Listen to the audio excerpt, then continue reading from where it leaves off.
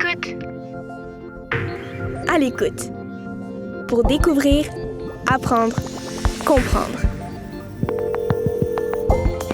Adopter un animal. Un balado en complément de l'album Copain et moi, écrit par Yvan Desmuys et illustré par Maureen Pognonnec. Publié aux éditions Les 400 coups.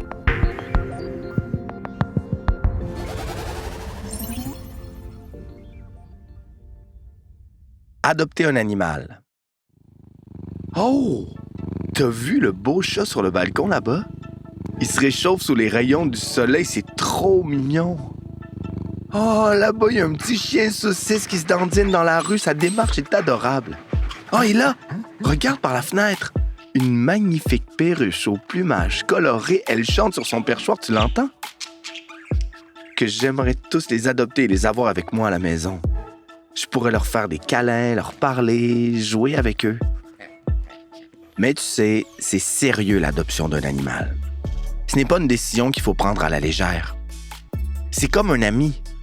On peut lui raconter notre journée, ce qu'on a mangé pour dîner, et même nos secrets. On peut jouer ensemble, rigoler ou simplement relaxer et se reposer côte à côte. Mais il faut se rappeler qu'adopter un animal, c'est un engagement important. C'est une forme de contrat pour la vie. Car savais-tu qu'un chien vit en moyenne 12 ans et un chat souvent plus de 15 ans? Et même une tortue peut célébrer ses 40 ans. 40 ans! Ça en fait des bougies, ça, pour une tortue!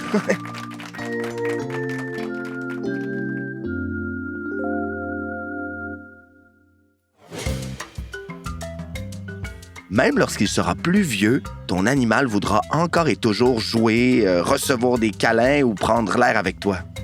Il faut donc s'assurer que tu auras encore le temps de t'occuper de lui. Adopter un animal, ce n'est pas un projet qui se fait tout seul. Il faut que toute la famille soit d'accord sans exception. Pourquoi?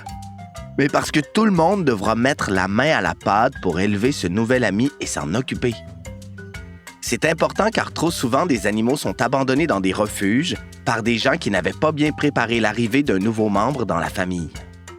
D'ailleurs, si tu as déjà un autre animal à la maison, tu dois t'assurer que les deux vont bien s'entendre. On voudrait pas de chicane dans la cabane, hein? Si toute la famille est prête à s'engager et à accueillir un animal de compagnie, il faut encore penser à quelques petites choses avant d'aller de l'avant. Aimer son animal, lui faire des câlins et des bisous, c'est bien. Mais il faut aussi en prendre soin.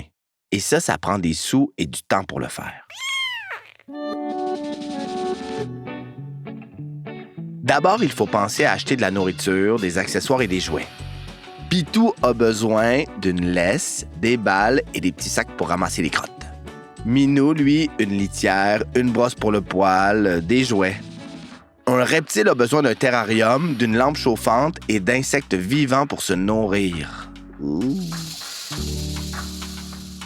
Comme nous les humains, les animaux doivent avoir des suivis de santé. Pour ça, il faut aller chez le vétérinaire. Là-bas, ils sont examinés, puis ils peuvent recevoir des vaccins ou des médicaments pour prévenir les vers ou les puces. Parfois, il faut aussi les stériliser pour éviter qu'ils se reproduisent, parce qu'il y a déjà beaucoup d'animaux qui attendent de se trouver une famille. Ton animal ira aussi chez le vétérinaire s'il se fait mal. Et je te promets qu'il en prendra bien soin.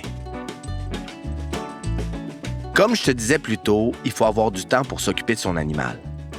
Tout d'abord, il y a du temps que tu dois consacrer à son éducation. Si tu adoptes un chiot, par exemple, il faudra lui apprendre la propreté. Il risque de faire pipi partout pendant un certain temps. C'est un peu dégoûtant, mais c'est normal. Il faudra le dresser, lui apprendre à ne pas japper, mordiller ou encore sauter sur les gens. Pareil pour un chaton. Tu devras lui apprendre à ne pas faire ses griffes au mauvais endroit, à ne pas sauter sur la table et à ne pas mordre ta main lorsque vous jouez ensemble. Et ça, ce n'est pas tout. Faudra aussi stimuler ton animal de compagnie. Faudra jouer chaque jour avec lui. Dans le cas d'un chien, il faudra le sortir pour faire une promenade plusieurs fois par jour pour qu'il fasse ses besoins, bouge et dépense son énergie. Ensuite, il y a aussi l'entretien de ton animal. Le brossage de son poil, le toilettage, la coupe de ses griffes, le nettoyage de sa cage, ou de son aquarium. Tout ça prend du temps. Mais c'est du bon temps parce que pendant que tu dorlotes ton animal, toi, tu apprends à prendre tes responsabilités. Finalement, la dernière étape à ne pas négliger, lui donner de l'amour. L'étape la plus agréable de toutes.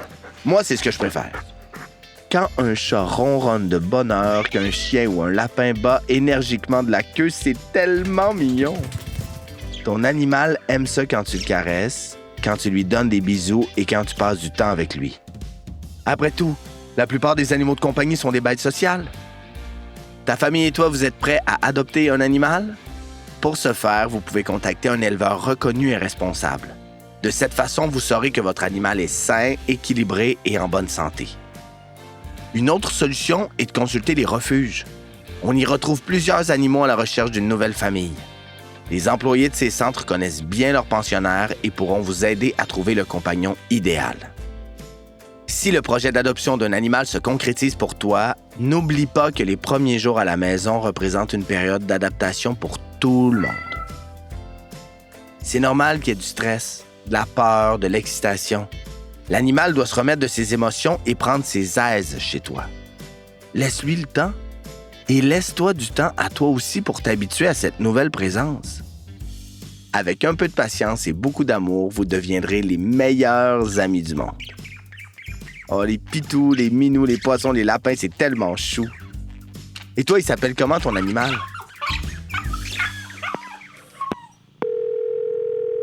À l'écoute. À l'écoute. Pour découvrir, apprendre, comprendre. Ce balado est une production La Puce à l'oreille. Le projet À l'écoute est rendu possible grâce au soutien financier du gouvernement du Québec. Un texte d'Alex Beausoleil avec la voix de François Bernier.